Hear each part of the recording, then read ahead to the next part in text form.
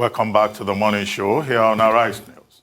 Joining us now to review stories trending around the world is Okpe. Hello, Oji. Good morning, Dr. Abati. How are you? I'm good. It's been a good morning so far. Yeah. Yes. Thank you. Good morning, Tundun. How are you? I'm loving the haircut. Oh, thank you. My signature look is back. Good morning, Rufai. How are you? I'm doing well. Great. Thank you. Good morning to you, viewers. We begin what's trending in the Federal Capital Territory, Abuja, where the emergence of a pro-SARS group, or thugs, has put a twist to the ongoing end-SARS protests in the territory. The group, as reported by eyewitnesses, invaded an end-SARS protest venue at Abuja Junction, armed with cutlasses, and attacked end-SARS protesters, including passers-by, and destroyed vehicles parked in the area. At least 5 cars were destroyed, while an unconfirmed number of protesters sustained injuries. It remains unclear if the group acted out of free will or were sponsored, and by whom. Well, let's take a look at this report from yesterday's incident before we come back for a discussion. Pro-SARS people, you guys are coming with sick. There are so many. They are pro-SARS cancer boys, and they are coming with sick.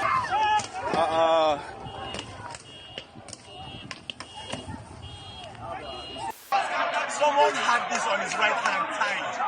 He had a cutlass on the left hand. He had this tied to his right hand. We had to run after him, hit the cutlass out of his hand. He almost struck one of our guys with this. Okay, we're up here protesting peacefully, and we heard shouts from that way, and we saw people running back towards us. And when we went there, we saw more but within the age of 14, 13, 15, 16, 18 years, with sticks and iron, attacking people, our protesters, and scattering cars. They spoiled a lot of cars, they destroyed cars there. So it will look as if we are the one that destroyed. Then we later learned that inside this garage here, they paid people, they shared 1,000 within themselves to attack us today. They were not part of protesters. They are not part of the protesters. They were mobilized to cause chaos by whosoever. That's what they came for. This report was filed by Ferdinand Doha, who is our amazing correspondent in Abuja. Absolutely brilliant, Ferdinand. He's been doing so well. And, you know, Irene, we were expecting these pro-SARS protesters to come out. But I don't understand how it is that they are, doing this in the thuggish manner that they have been doing. Well, it seems like they were sponsored, but the issue is by whom and why. I really do hope that the truth will out. Yes. We just had a guest, Comrade Soweto, and he gave a really chilling account of brand new machetes. So it does appear that weapons were procured and distributed for the sole aim of, harming protesters who are protesting peacefully. It is very, very worrying. And it goes to show, because I was having a conversation with somebody, with a young lady, who was vehemently against the end-SARS protest from her smug position of privilege. And it goes to show that there are people who actually are being deliberately obtuse in failing to understand what this protest is really about. It is not anti-police or anti-government or anti-establishment or about lack of home training. It's really just about survival. Yes. And really, who can argue with that? This is most disappointing that it has come to this. But like I said in the previous segment, is that it reminds me of a quote from Benjamin Barombo, the Zimbabwean trade union leader, who said he uses one hand when he's fighting for African rights because he needs to use the other hand to fight Africans who are fighting him for fighting for their rights. Yes. Things like this always happen, and it's really unfortunate. You're absolutely right, Tundu. And there are several NGOs that have come out to talk about, the end-SARS protest, and they're all against this protest, which is, one of my next stories. But Dr. Abati, I'd like your comment. Well, what the incident in Lagos yesterday and again in Lagos this morning indicates, and then the video that you showed, which is a report from the situation in Abuja yesterday. What all of this indicates is that the situation we're facing with the youth protests on the streets of Nigeria could easily go out of hand. Yes. With regard to that Abuja incident, there is another video in circulation. You'll recall that the protesters, they were able to apprehend some of the people who attacked them because it's like they themselves were prepared in terms of self-defense. And there was a video showing one of the attackers, and he confessed. Now, I don't know whether that video, can be questioned or not. Right. But the content of it is that the gentleman who was interviewed in it said that they were sent by the chairman of the Jabi Motor Park Station. But anyway, we'll come back to that. We have our correspondent, Christian Ogodo, who is on the ground in Kaduna, filing in a report about the situation in terms of the protest declared by the coalition of northern groups. Christian Ogodo, are you with us now? Good morning. Hello, Christian Ogodo, reporting from Kaduna. Yes, what's the situation in Kaduna this morning? It's quite noisy here, apart from the vehicular movement. We're live on Ahmadu Bello Street in Kaduna, where the Northern Youth and a coalition of various Northern youth organizations are beginning the first leg of the protest against the insecurity in the north. They've turned out in the large numbers, and they have the leader and coordinator of this march. This is one of several marches that we'll be witnessing in the northern states, the 19 northern states. And I have here with me the convener or the leader of this march. His name is Saad Bakul. Saad Bakul, your agitations and representations, have you been able to communicate them to the authorities? Yes, we've done that by sending them varieties of letters, issuing press statements to end insecurity in the northern part of Nigeria, but still nothing is happening. Because from what we are seeing on ground, our grassroots, our parents, our brothers, our sisters are being held captive in the hand of kidnappers. Banditry, we have experienced even recently killings in the night. You just wake up and see dead bodies, attacks everywhere in the northern part of Nigeria. Banditry is now a day job in this part of Nigeria. That is why we want an end to it now. That is why we are on the streets agitating to the federal government to bring an end to the insecurity challenges we have in the northern part of Nigeria. How long? Security? No! How long are you going to sustain this protest? As we are going to sustain this process till when we see the end of insecurity in the northern part of Nigeria.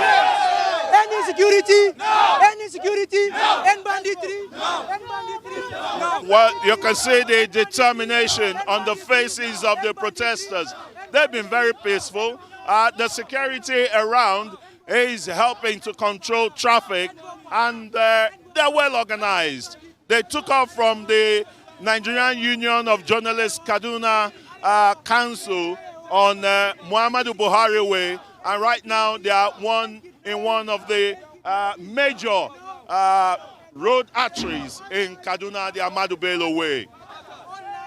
Over to you in the studios. Well, thank you very much, Christian Ogodo. We'll keep watching developments, not just in Kaduna, but also in all the 19 states of the northern part of Nigeria, where the coalition of northern groups has already called out the youths onto the streets to ask the federal government of Nigeria and the state governments and the leadership in the country generally to end insecurity now. Well, as I said earlier, a very frightening situation. Yes. You can see it's like an inferno that is spreading, like a wildfire that is spreading across the country. I think that, the intelligence agencies, the security agencies, should take their lead from what happened yesterday and make sure that they provide adequate security, particularly for the protesters, so as not to create a situation whereby some fifth columnists will hijack what is meant to be a peaceful protest. Yeah. All you need is just a fifth columnist changing the coloration of it, and the country would find itself in a very dire situation. And as for the attack in Abuja yesterday, the video I was referring to is out there in the public domain.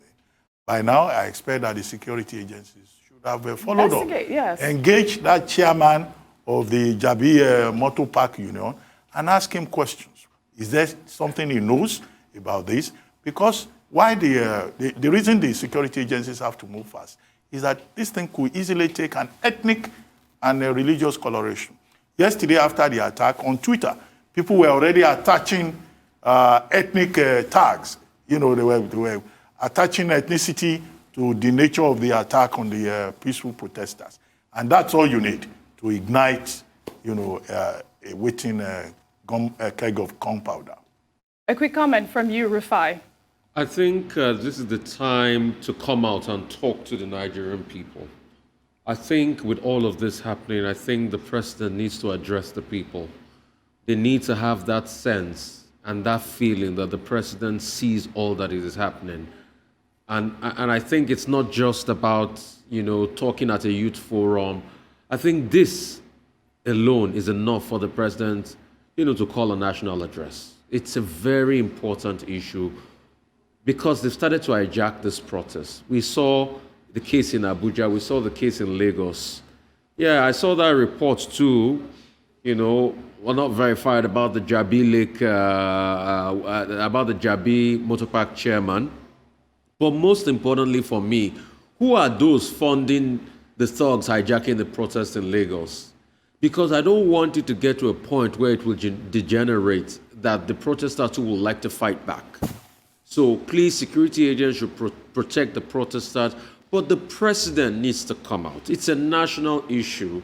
It's spreading like wildfire. 19 northern states that were not part of this have now become part of this. We've seen Kaduna. We don't know what's going to happen in the 19 northern states. The president and the leadership of the nation should come out and speak to Nigerians and itemize the things they will do to quell all of this. It has gotten to that level. If this extends into the weekend, it started on Thursday, it's going to be running into 2 weeks already. And once this continues, Hassan Soweto was saying that Labour should cripple the economy by 48-hour strike. I would even say that's not necessary. You know why? They blocked the airport. Some people couldn't have access to the airport. A part of the economy is already crippled. They blocked the airport. The protesters blocked the airport. So it was a struggle for some people to catch their flight. Economic activities like we know is already crippling. The people that collect toll at the toll gates, I'm sure this last 1 week, it is for them. So this is the time. Except that the Lekki toll gate is specially targeted. Right. Yeah. For reasons best known to everybody. Need to articulate here. Yeah, for reasons best known to everybody. So more importantly, the demands of the protesters must be met. Their demands are valid, and nobody should try to infiltrate them. No thug. I think they should arrest those thugs they found in Lagos, those that are scuttling things in Alausa this morning, and know where this is coming from.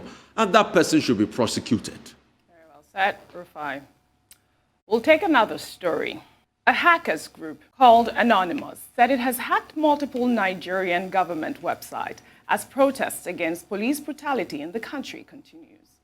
The group created a dedicated Twitter for its Nigerian operations on October 12th, telling the government to expect them. The handle had shared a Paston document that seemed to contain confidential information on police personnel. In a tweet on Wednesday night, the group said it hacked multiple government websites in solidarity with NSAS protesters and retribution for violence by the police.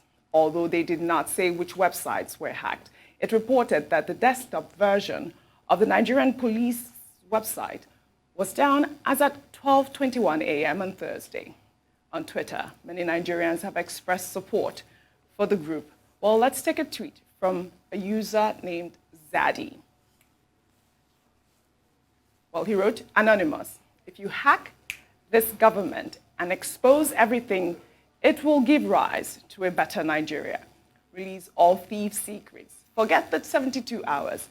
They will not do anything. Release all of it, from local government chairmen to special assistants to governors to senators and to the president. Release it all.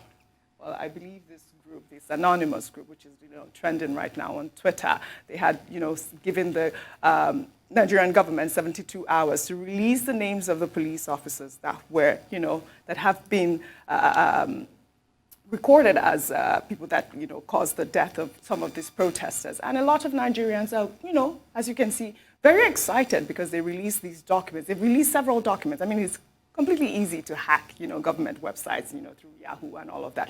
But this group has been notorious. I believe that their activity on Twitter has been restricted as at now, but they're notorious for hacking government websites across the world. Yes, and they have a pattern of behavior. They don't operate like Julian Assange and WikiLeaks and just release everything in one go. No, they tend to threaten that if you do not deliver a particular result, and then we're going to release everything. Right. So they actually give people an opportunity, unlike WikiLeaks, which will just, you just wake up and everything is out there. Yeah. So let's see what the government does, because their demand is valid, and their demand is supporting one of the 5 of 5 demands of the protesters. We do need names. We do need people to be accountable, because like I was saying yesterday, I really resent it when I hear that SARS killed somebody. SARS is not human. SARS didn't kill anybody. SARS is an institution.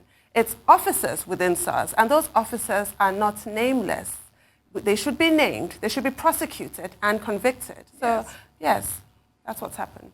Well, one, the activities of the anonymous group again shows the seriousness of the protest. This is a case of the Nigerian youth saying, we are not joking. Now, those behind Anonymous, we don't know their identity because they are anonymous. But if they are Nigerians, they could even be in any part of the world. And it is unfortunate if they are Nigerians, because what it now means is that the average Nigerian with tech abilities is turning that talent against Nigeria to prove a point. Second, they've also been able to prove how vulnerable the Nigerian state is. Some of the information, some of the sites they've been able to hack into the police website. In fact, there was a story I was reading saying that they've released the entire list of names of members of SARS. Some people have been encouraging them to hack down the firewall of the CBN, reveal anything that is there, hack into the account of public officials. Now, that in itself has implications, security, both at the individual level and also at the corporate sovereign level. So, and I guess the whole idea is to force the hands of government. In the face of all of this, government has been, we hear there's been a threat to shut down the internet. Now, I hope nobody tries that, because it's not just about restricting access to the internet. Exactly. It's like shutting down the economy. You know, if you shut down the internet, you have shut down the economy, because nobody will be able to do business. Contracts will be cancelled, delivery dates would, not be met at a time when we had all be under lockdown as a result of COVID-19. Well, the saying that the revolution may not be televised, we can see now is not true. If the revolution is not televised, well, we have seen that the revolution can be digitized. Yeah. So we're seeing also in this struggle by the young people of Nigeria, the use, the adaptation, the exploration of the resources of technology, and the expression of their digital rights as citizens. To say, well, even if you don't show us on television, if you don't allow newspapers to report us, we have access to the internet. And now Jack Dorsey, the CEO of Twitter, says he's behind Nigerians. Although one character called Adamu Garuba has been on Twitter saying that he will take Jack Dorsey to court. The kind of thing you see coming from the brains of people who aspire to leadership positions in Nigeria. It can only happen in Nigeria.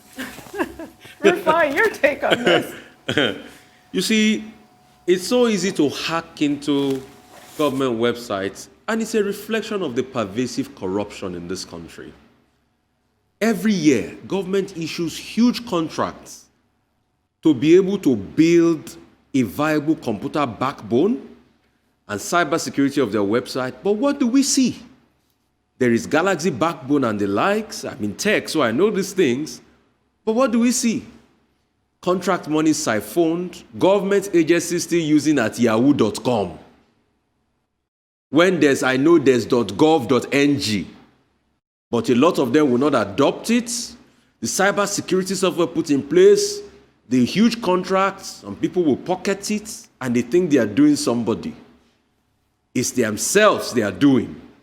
And you are seeing it now.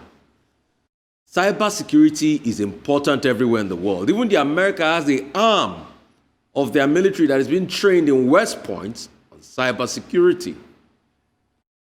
And these people will not stop. We all know WikiLeaks, like Tundu has mentioned. It goes on and on. There's another big squad they used to call the Lizard Squad. And it's not today we've had things like this. INEC's website has been hacked, have been taken over by hackers a couple of times. So hacking other websites that I know that we have very thin cybersecurity firewall, it's going to be a walk in the park for those people. Check most governmental agencies. I'm even sure, how does the police send email and store those data? Is it a government domain or a popular public domain? But it just shows you that this is the trend of the future. You try to stop people to send money via a platform, then go to Bitcoin. So it's an open source world. And the talks about, shutting down internet, it's not in anybody's best interest because banking transactions will be affected. There are people that are doing surgeries through telemedicine. There's all sorts. The world is interconnected. What should be foremost on the minds of government officials now is how to engage with the young people on the streets. This is enough sign that this is the time to engage with the young people on the streets. Some governors have led the way, but other governors too should start. So we should see governors across every state addressing the youth at different protests. Governor Solo has started. Even if it's for show or for face value, every governor should be the commander-in-chief in their state to take the demands of the protesters to the presidency. The youth are only showing their digital prowess. But they can only show their digital prowess because where you ought to buy complete computer infrastructure and software infrastructure, corruption took the money. So this is what we are saying. You can see that NSAS is for everyone's sanity. Yes. And for too long in this country, like Deret Farochimi says, we have gotten into the country and at the airport, we have removed our brains and put it in a box. And that's the offshoot of what you're saying. I would call on the government to go back to its people. These are your people. These are the millions of people that voted for you in elections. Well said, Don't run away from them now. Well said. We'll take our final story. As the ongoing protests continue to gain momentum, several Nigerians have recounted their experiences with the disbanded anti-robbery squad unit. Entrepreneur Tosun Oyewole shared his first-hand experience with SARS on Instagram and posted an emotional video of encouragement, which has now gone viral. Let's take a listen. One day, when the glory comes, it'll be ours. It'll be ours. Oh, one day, when the war is won, we will be sure. We will be sure. Oh, glory.